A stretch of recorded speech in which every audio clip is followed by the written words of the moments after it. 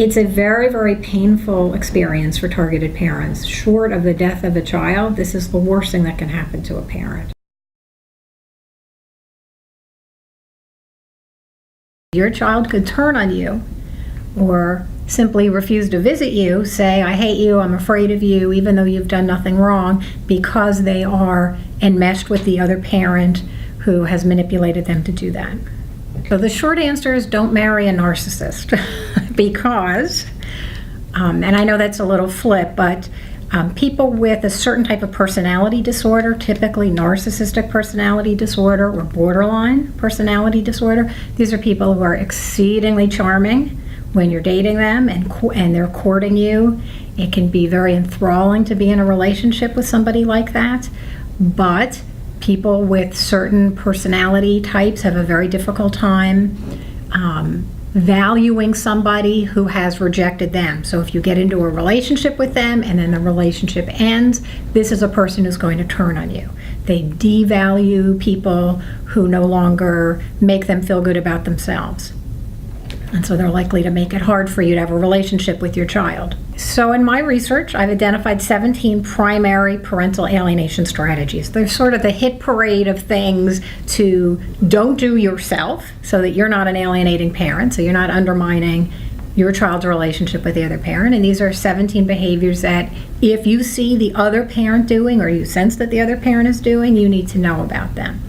Denigrating the parent to the child, convincing the child that the parent doesn't love them, is dangerous, doesn't really have their best interest at heart, interfering with contact with the child, interfering with communication, so parents are always complaining, gee, I don't have my kid's cell phone number, or every time I call the house it goes right to voicemail and nobody, responds to me.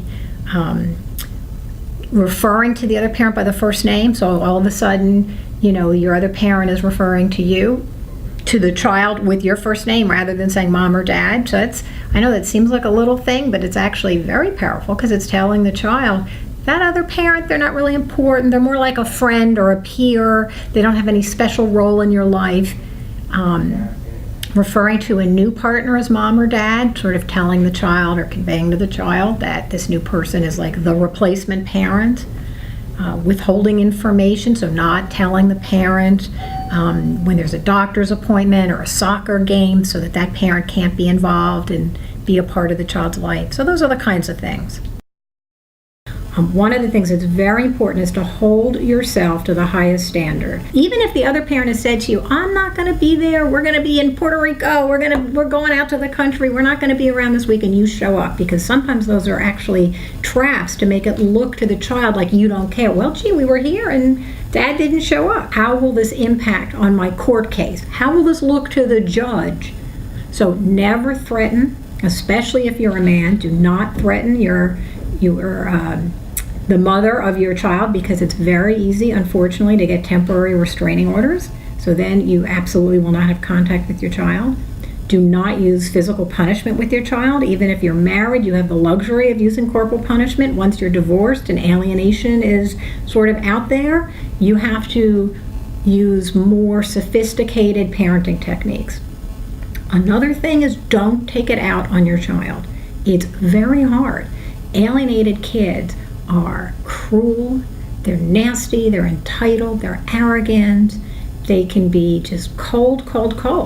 And I always tell targeted parents, don't take it personally. It's not really you. They're feeling caught in the middle. This is their solution. And you have to always be empathic with your child and say, it's so hard to go back and forth. What can I do to make it easier? But more than that, as much as possible, don't put the child in the middle. I would say that to turn a child against a parent is to turn a child against himself.